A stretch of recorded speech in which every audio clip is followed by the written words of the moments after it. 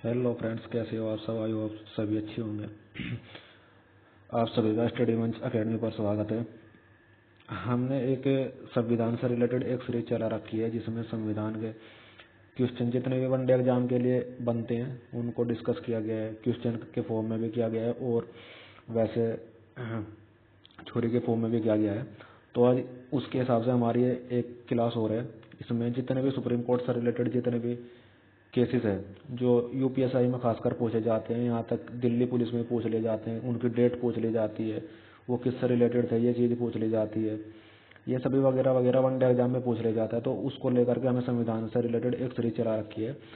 और अगर आपको ये अच्छी लग रही है तो आप इसको सपोर्ट करें और स्टडी मंच एकेडमी को सब्सक्राइब करें। और इस सीरीज को आगे कंटिन्यू रखने के लिए हमें अपने एडवाइस या जो कुछ भी मतलब आपको अच्छा लगता है कमेंट बॉक्स में ज़रूर बताएं। तो चलिए देखते हैं आज की क्लास में ज़्यादा टाइम वेस्ट ना करते हुए सुप्रीम कोर्ट से संबंधित जितने भी केसेस हैं उनको देखते हैं।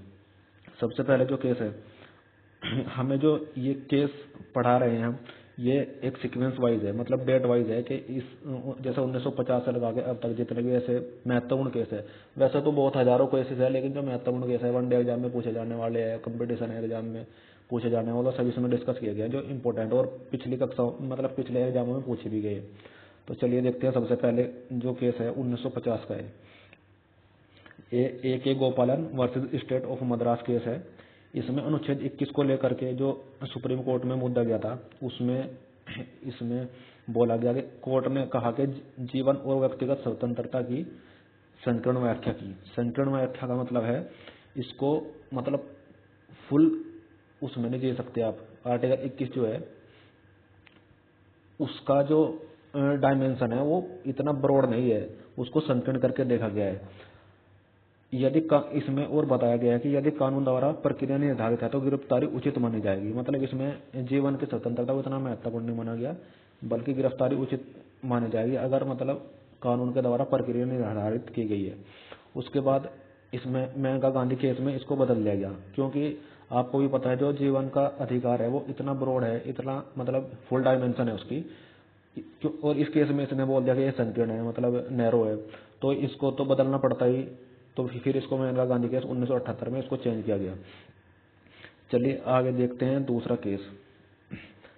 ये ये है चंपकंप दोराई राजन केस 1951 का केस है। ये डेट पूछ ली जाती है 1951 का।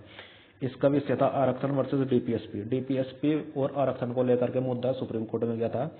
जो मद्रास राज्य धर्म इसमें दिया गया है, मद्रास राज्य द्वारा धर्म जाति आधारित सीटें तय करना असंवैधानिक माना गया। जो मद्रास राज्य था उसने जो धर्म के आधार धर्म के बेस पर या जाति के बेस पर जो सीटें रिजर्व करी जाती है, आरक्षण दिया जाता है, उसको असंवैधानिक माना गया। कोर्ट ने इसमें कहा कि फंडामेंटल राइट सर्वोच्च है, डीपीएसपी इन पर हावी नहीं हो सकते। इसके बाद संविधान में पहला संशोधन किया गया 1951 में। इसमें बोला सुप्रीम कोर्ट ने क्या कहा, फंडामेंटल राइट सर्वोच्च है और डीपीएसपी इन पर हावी नहीं हो सकते। मतलब इसमें फंडामेंटल राइट को सर्वोच्च माना गया ना कि डीपीएसपी को। उसके बाद आगे देखते हैं तीसरा केसेस है शंकरी प्रसाद केस 1951। शंकरी प्रसाद 1951 या सज्जन सिंह 1965, ये दोनों एक ही मतलब केस से रिलेटेड थे। इसमें जो सब्जेक्ट था मतलब इसमें किस से संबंधित सुप्रीम कोर्ट में इशू किया था, संसद की संशोधन की शक्ति, मतलब संशोधन किस किस को संशोधन कर सकती है, किस किस प्रावधान को संशोधित कर सकती है, उससे संबंधित था। तो इसमें बोला गया कि संसद को फंडामेंटल राइट संशोधित करने का पूर्ण अधिकार है। संसद को फंडामेंटल राइट को मतलब संशोधित करने का पूर्ण अधिकार बताया गया इसमें। फिर बाद में गोलकनाथ केस 1967 में भी इसको पलट दिया गया। फिर ये बोल दिया गया कि संसद मतलब सभी प्रावधानों में संशोधन नहीं कर सकती। मतलब ये 1951 और 1965 का केस फिर 1967 में गोलकनाथ केस में पलट दिया गया। चलिए आगे देखते हैं। चौथा केस है, ये भी इम्पोर्टेंट है बहुत, गोलकनाथ वाला, Golaknath versus state of Punjab, जिसमें वो अभी देख रहे थे पीछे वो पिछला फैसला पलट दिया था सुप्रीम कोर्ट ने। इसमें संशोधन की शक्ति है, इसमें भी फिर वही सब्जेक्ट है इसमें भी, गोलकनाथ वाले में भी। इसमें बोला गया कोर्ट ने बोला संसद फंडामेंटल राइट को नहीं बदल सकती। कोर्ट ने बोला कि संसद जो है फंडामेंटल राइट को नहीं बदल सकती, क्योंकि ये मौलिक अधिकार है नागरिकों के। इसे निष्क्रिय करने के लिए मतलब सरकार ने फिर इसको निष्क्रिय करने के लिए इस डिसीजन को सुप्रीम कोर्ट के 24वां संविधान संशोधन लाना पड़ा 1971 में। ये भी इंपॉर्टेंट है, ये पूछने जाता है कि 24वां संविधान संशोधन कब लाया गया और किस केस के विपरीत लाया गया, मतलब किसको निष्क्रिय करने के लिए लाया गया। तो Golaknath versus state of Punjab को निष्क्रिय करने के लिए लाया गया। उसके बाद आगे देखते हैं केशवनंदी भारती केस, जो बहुत ही इंपॉर्टेंट है और बहुत ही बार परीक्षाओं में पूछा गया है। Kesavananda Bharati case versus state of Kerala 1973 का ये केस है। भारत के संविधान का ऐतिहासिक फैसला माना जाता है ये केशवनंद भारती केस। मतलब इसमें जो जजों की पीठ थी ना, पीठ बनती है, मतलब उसमें कितने जज रहते हैं ये बात, तो इसमें मैक्सिमम आज तक के मैक्सिमम जजों की पीठ थी केशवनंद भारती केस में। और इसका जो सब्जेक्ट था, विषय था, वो बेसिक स्ट्रक्चर था, यानी कि मूल ढांचा। मूल ढांचे का मतलब है जो उस हमारे संविधान की रीढ़ की हड्डी बोल सकते हैं आप इसके, हमारे संविधान की रीढ़ की हड्डी है। मतलब अगर वो खराब हो गया तो टोटल मतलब फिर संविधान का कोई इतना महत्वपूर्ण दायरा नहीं बचेगा। इसमें बोला गया कि संसद संशोधन कर सकती है पर संविधान की मूल संरचना को नहीं बदल सकती। मूल संरचना मतलब एक तरीके से ये है कि जो उसका मेन ढांचा है उसको नहीं बदल सकते, जो थॉट है कॉन्स्टिट्यूशन के उसको चेंज नहीं कर सकती, हालांकि संशोधन कर सकती है, इसमें बोला गया। और मूल ढांचे में जो इसमें कुछ उस टाइम पर रखे गए, कौन कौन से प्रावधान मूल ढांचे में रखे गए, तो इसमें था सबसे पहले न्यायिक समीक्षा थी। न्यायिक समीक्षा मतलब जो सुप्रीम कोर्ट के द्वारा की जाती है। संविधान की सर्वोच्चता, मतलब संविधान सर्वोच्च है, इसको नीचे नहीं किया जा सकता। धर्मनिरपेक्षता, सेक्युलरिज्म को बेसिक स्ट्रक्चर माना गया। संघीय ढांचे को बेसिक स्ट्रक्चर माना गया। स्वतंत्र न्यायपालिका को शामिल किया गया। आज तक यह सिद्धांत सर्वोच्च मानक है, मतलब इसका मानक आज तक सर्वोच्च है। तो ये ऐसे इसमें प्रावधान रखे गए। उसके बाद आगे देखते हैं, छठा केस है, इसमें है इंदिरा गांधी वर्सेस राजनारायण। ये इतना इंपॉर्टेंट नहीं है लेकिन इसको भी देख लेते हैं। 1975 का केस है, जब इंदिरा गांधी प्रधानमंत्री थी। विशेष का क्या था, मूल ढांचा का चुनाव सुधार इसका मूल ढांचा था। पीएम के चुनाव विवाद को कोर्ट के अधिकार से हटाने वाली धारा अवैधानिक घोषित की। निष्कर्ष क्या निकला इसका, लोकतांत्रिक प्रक्रिया भी मूल ढांचा इसमें घोषित कर दिया गया। उसके बाद आगे देखते हैं एडीएम जबलपुर वर्सेस शिवकांत शुक्ला। ये हैबियस कॉर्पस से संबंधित केस था, 1976 का केस है। विशेष में था कि आपातकाल में मौलिक अधिकार निलंबित किए जा सकते हैं या नहीं किया जा सकते हैं। सुप्रीम कोर्ट में मामला गया था 1975 में तक, जो आपातकाल था। उसके बाद कोर्ट ने इसमें कहा कि आपातकाल में अनुच्छेद 21 को भी निलंबित किया जा सकता है। इसमें कोर्ट ने कह दिया कि अनुच्छेद 21 को भी निलंबित किया जा सकता है। फिर बाद में सुप्रीम कोर्ट ने यह निर्णय अपना गलत माना और इसको पुट्टास्वामी केस 2017 में और मेनका गांधी केस 1978 में ऐसा पलट दिया और बोल दिया कि अनुच्छेद जो 21 है उसको निलंबित नहीं किया जा सकता। तो ये भी इम्पोर्टेंट है।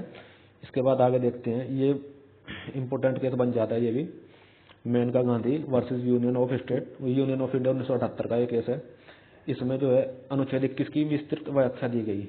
मतलब जो अनुच्छेद 21 है उसमें कौन कौन से जीवन जीने का अधिकार में क्या क्या शामिल है वगैरह वगैरह, इस केस में सुप्रीम कोर्ट द्वारा बताया गया। ये मेनका गांधी केस है 1978 का। कानून द्वारा स्थापित प्रक्रिया न्याय संगत, उचित व गैर मनमानी होनी चाहिए। प्राकृतिक न्याय को अनिवार्य कर दिया गया। और इसमें व्यक्तिगत स्वतंत्रता का दायरा सबसे अधिक बढ़ाया गया। अभी बताया था कि व्यक्तिगत स्वतंत्रता कौन कौन सी होना चाहिए, मतलब स्वच्छ जल होना चाहिए, पीने का पानी सही होना चाहिए, पर्यावरण सही होना चाहिए जीने के लिए, जो भी मतलब इम्पोर्टेंट चीज़ है। असल में हुआ था कि मेनका गांधी जो है इसका पासपोर्ट शायद गवर्नमेंट ने सीज कर दिया था, तो उसको लेकर के जो मुद्दा है सुप्रीम कोर्ट में गया था। तो सुप्रीम कोर्ट ने उस टाइम पर ये भी बोला था कि मतलब पासपोर्ट रखना या बाहर विदेशों में घूमना भी एक फंडामेंटल अनुच्छेद 21 के अंतर्गत आना चाहिए। ऐसा कुछ इसमें प्रावधान किया गया था।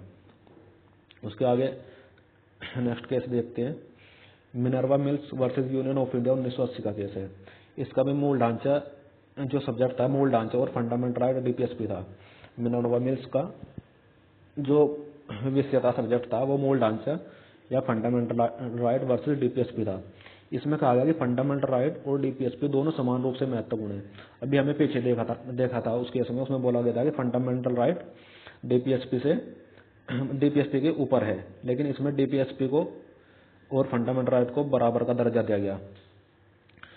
इसमें कहा गया कि फंडामेंटल राइट और डीपीएसपी दोनों समान रूप से महत्वपूर्ण है। संसद अनंत शक्तिशाली नहीं हो सकती, मतलब संसद इतनी शक्तिशाली नहीं हो सकती।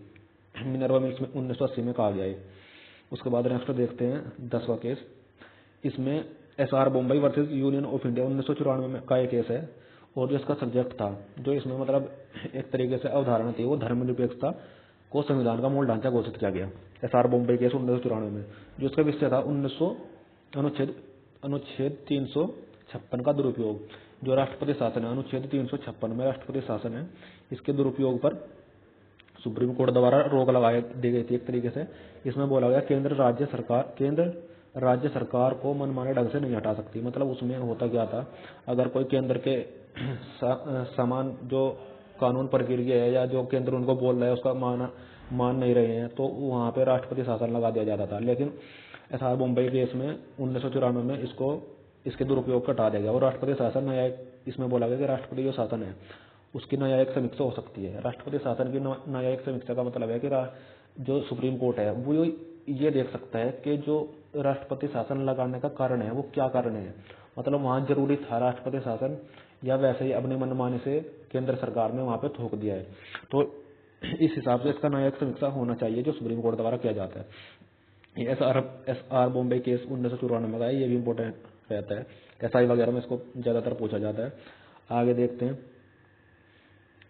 इंदिरा साहनी या मंडल कमीशन केस 1992। मंडल कमीशन ये आरक्षण से संबंधित था। इंदिरा साहनी केस 1992 में का भारत में आरक्षण का सबसे महत्वपूर्ण केस माना जाता है। इसे ओबीसी आरक्षण को वैध माना गया। इसमें जो ओबीसी आरक्षण था उसको वैध माना गया 1991 में जो दिया गया था। और इसमें क्रीमी लेयर की अवधारणा भी की गई। क्रीमी लेयर की अवधारणा का मतलब है एक वर्ग होता है, उसमें कुछ अपर कास्ट, मतलब उसमें कुछ अमीर लोग होते हैं, कुछ गरीब लोग होते हैं। आरक्षण फिर पूरी की पूरी कास्ट को मिलता है। तो उसमें एक अवधारणा को लागू कर दिया जाता है कि क्रीमी लेयर लगा दो। क्रीमी लेयर का मतलब एक ऐसी परत खींच दी जाती है जिसके ऊपर अमीरों को माना जाता है और उसके नीचे गरीबों को माना जाता है। तो जो परत के ऊपर आ जाते हैं, क्रीमी लेयर के ऊपर आ जाते हैं, तो उनको वो आरक्षण नहीं मिलता। तो इसलिए इसमें क्रीमी लेयर की अवधारणा को लागू कर दिया गया और 50% जो आरक्षण की सीमा है उसको निर्धारित किया गया कि 50% से ऊपर नहीं लिया जाएगा आरक्षण को। हालांकि ये बाद में ये ईडब्ल्यूएस वाला जो आरक्षण आया उसके हिसाब से ये आरक्षण की सीमा भी टूट गई है और इसके ऊपर भी आरक्षण चला गया है। चलिए अब आगे देखते हैं। ये हमारा 12वां केस है, Vishakha versus state of Rajasthan 1997 का केस है। महिलाओं से संबंधित है। विशाखा गाइडलाइंस भी बोला जाता है इसको। यह कार्यस्थल पर महिलाओं की सुरक्षा के लिए संबंधित है। कार्यस्थल पर मानने की बात है, कोई महिला कहीं साफ सफाई का काम करने के लिए जा रही है या नौकरी करने के लिए जा रही है, कहीं ऑफिस में जा रही है, तो उनके साथ दुर्व्यवहार होता था। उसको रोकने के लिए सेक्सुअल हरासमेंट, उनके साथ सेक्सुअल हरासमेंट होता था। उसको रोकने के लिए विशाखा गाइडलाइन जारी करी गई। बाद में जो विशाखा गाइडलाइन थी पोस्ट एक्ट 2013 में बदल दी गई। मतलब इसको फिर एक्ट के रूप में ही बना दिया गया। उसके बाद आगे देखते हैं, नेक्स्ट केस देखते हैं आईआर कोले। ये भी बहुत इंपॉर्टेंट है ये केस। आईआर कोले वर्सेस स्टेट ऑफ तमिलनाडु 2017 का केस है। इसमें वनडे एग्जाम में ज्यादातर दिल्ली पुलिस एसएससी वगैरह में तो डेट पूछ ली जाती है कि कब हुआ है, क्या मेन सब्जेक्ट था उसका, कौन सी अनुसूची में मतलब चेंज हुआ है, किस केस से हुआ है, ऐसे ऐसे पूछ लिया जाता है।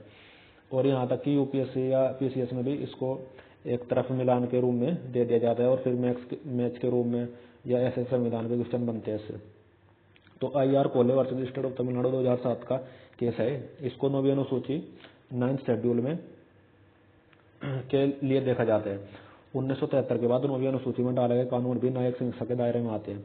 यह जो 9th अनुसूची है इसमें संसद ने ऐसा कर रखा था कि जो संसद किसी कानून को इस अनुसूची में डाल देगी तो उसकी न्यायिक समीक्षा नहीं होगी। मतलब अगर संसद कोई ऐसा कानून ले गया है कि फंडामेंटल राइट या किसी वगैरह को डिस्टर्ब कर रहा है या नागरिकों को डिस्टर्ब कर रहा है, तो अगर वो कानून हमने 9th शेड्यूल में डाल दिया तो उसका सुप्रीम कोर्ट कुछ नहीं बिगाड़ सकता। मतलब उसकी न्यायिक समीक्षा नहीं हो सकती, सुप्रीम कोर्ट उसको रद्द नहीं कर सकता। लेकिन इस केस में आईआर कोले versus state of Tamil Nadu case में 9वीं अनुसूची में ये बोल दिया सुप्रीम कोर्ट ने कि जो 9वीं अनुसूची है उसका भी न्यायिक समीक्षा हो सकती है, मतलब होएगी उसकी भी न्यायिक समीक्षा। और मूल ढांचा सिद्धांत की पुष्टि की गई। उसमें यह भी बताया गया कि मूल ढांचा क्या क्या है। इसमें आईआर कोले केस में भी मूल ढांचे का जिक्र किया गया। अब इसमें 9वीं जो अनुसूची है इसमें न्यायिक समीक्षा हो सकती है, इसमें ये बोल दिया सुप्रीम कोर्ट ने। चलिए नेक्स्ट देखते हैं। लिली थॉमस केस आ गया है। Lily Thomas case union of India, ये भी इंपॉर्टेंट केस बन जाता है। इसका विषय था जनप्रतिनिधित्व अधिनियम। इसमें बोला गया था कि अगर कोई दोषित सांसद या विधायक है तो उसकी सदस्यता तुरंत समाप्त नहीं होगी, यानी कि उसको 3 महीने का छूट मिल जाती थी कि 3 महीने तक वो उसको मतलब दोष से सिद्ध हो सकता है किसी तरीके से भी, तो उसको 3 महीने की छूट दी जाती थी। तो ये सुप्रीम कोर्ट ने इस छूट को हटा दिया lily Thomas case versus union of India में। तो ये भी एक तरीके से इम्पोर्टेंट है, जो हमारे MP MLA है वो इसका ज़्यादा फायदा उठाते थे गलत तरीके से, तो उस पर रोक लगा दी गई सुप्रीम कोर्ट के द्वारा। नेक्स्ट देखते हैं Puttaswamy versus union of India 2017 case है। पुट्टा स्वामी केस 2017 का। राइट टू प्राइवेसी को फंडामेंटल राइट घोषित कर दिया गया। इसमें जो है राइट टू प्राइवेसी उसको फंडामेंटल राइट आर्टिकल 21 में ऐड कर दिया गया 2017 में। इसको पुट्टा स्वामी केस भी बोलते हैं। इसमें गोपनीयता को अनुच्छेद 21 का हिस्सा माना गया, मतलब प्राइवेसी अपनी गोपनीयता को इसमें अनुच्छेद 21 का हिस्सा माना गया। आधार की वैधता को की मार्ग को साफ कर दिया गया। चलिए आगे देखते हैं। ये इतना इम्पोर्टेंट तो केस नहीं होता है, इसको छोड़ो, आगे देखते हैं जो 17वां केस है।